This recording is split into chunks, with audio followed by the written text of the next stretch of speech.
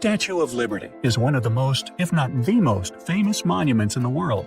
Anyone visiting New York City can see her, but not everyone knows that Lady Liberty has her own secrets.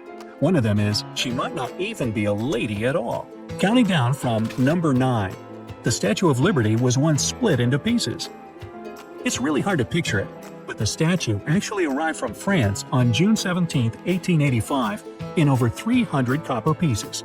The precious cargo was traveling in 214 crates on the French ship Isère. The iconic arm holding the torch wasn't there, however. It was standing in Madison Square Park for 6 years to help raise money to sponsor the pedestal. When the ship carrying the statue arrived, 200,000 people came to welcome it to the U.S. The official dedication ceremony took place on October 28, 1886, with President Grover Cleveland presiding over it. Number 8. It was one of history's first crowdfunding campaigns. First, French sculptor Frédéric Auguste Bartholdi raised funds in his country to build the statue. It wasn't actually sponsored by the local government. When it was finished, the sculptor offered it as a gift to the U.S. on one condition: they would build a pedestal for it. The federal government didn't like the idea, so the status of the statue was unclear for a few years. Then, American newspaper magnate Joseph Pulitzer stepped in. He basically started one of the first massive crowdfunding campaigns in history, promising every contributor an honorary shout-out in his newspapers. Even though 80% of the donations were small ones from middle-class citizens, Pulitzer managed to collect the necessary amount from over 120,000 donors. By the way, the famous sonnet, "The New Colossus," which can still be found on a bronze plaque inside the statue, was also part of the fundraising campaign. 7. The Statue of Liberty wasn't always green. The Statue of Liberty is made of copper, so it was originally about the same color as a penny. According to the New York Historical Society, it turned completely green because of oxidation in 1920. There was a time when it was half brown and half green. The new color survived the restoration, and they say the coating, called patina, won't ever disappear. 6. It used to serve as a lighthouse. The statue was originally supposed to serve as a lighthouse for ships sailing into New York Harbor, and 2 years after it arrived in the U.S., it actually became one. For 16 years, the statue's lamp served as a beacon, but it wasn't bright enough, and running out of ideas to fix it, Bartholdi offered to cover the entire statue in gold to make it brighter. Congress said no to that idea since it would have been crazy expensive. 5. It's all about number 7.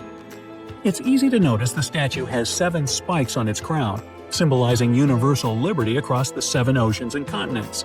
The less obvious reference to the number 7 is in the number of windows in its head. There are 25 of them, which makes 7 if you add up the digits. There are 16 leaves around the torch, and the monument itself is 151 feet tall. The sum of both of those digits is 7 as well. Clearly, that number meant a lot for the statue's creators. Number 4. The construction supporting the statue was designed by Gustave Eiffel. The pedestal of the Statue of Liberty was built in old Fort Wood on Liberty Island. It currently hosts museums that show the history of the statue with old photographs, videos, recorded oral histories, and the original torch Lady Liberty was holding in 1886. Famous engineer Alexander Gustave Eiffel, sound familiar? Helped design the steel internal framework to keep the statue stable. It's strong enough to withstand around 600 bolts of lightning a year. When the wind is high, the statue can sway by around 3 inches, and its torch about 5 inches. 354 steps lead up to the crown of Lady Liberty, which is open to visitors, but the torch is off limits. Speaking of visiting the statue, have you ever been there? I have, and walked all those 300-some steps to inside her head and looked out through those cool windows. It was kind of claustrophobic and very cool. Number 3. It might have masonic ties.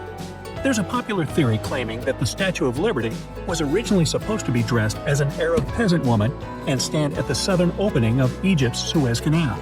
The ruler of Egypt couldn't afford it, so Bartholdi redesigned it, giving it a different dress and a new name, and sent it as a gift to the American people to celebrate the anniversary of the American Revolution.